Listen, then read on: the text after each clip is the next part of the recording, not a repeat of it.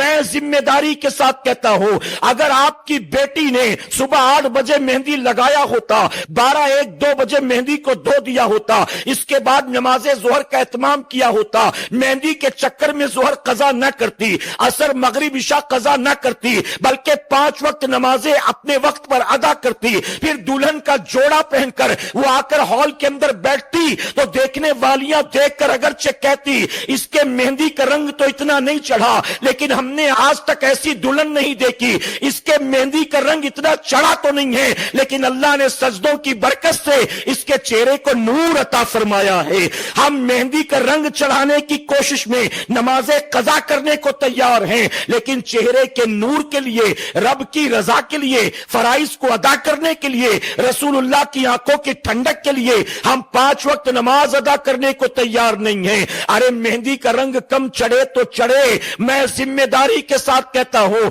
وہ بیٹیاں جو 5 وقت نماز کی پابند ہوتی ہیں، ان بیٹیوں کے پاس بیوٹیشین کے لیے، پارلر کے لیے، برائیڈل میک اپ کے لیے اگر 25-50 ہزار نہ بھی ہو، اگر وہ نمازوں کی پابند ہوتی ہیں، اللہ ان کے چہرے کو نور دیتا ہے، اور جس گھر میں بیاہ کر وہ جاتی ہیں، ان کے قدم پڑتے ہیں، اللہ اس گھر میں برکت کا نزول فرماتا ہے۔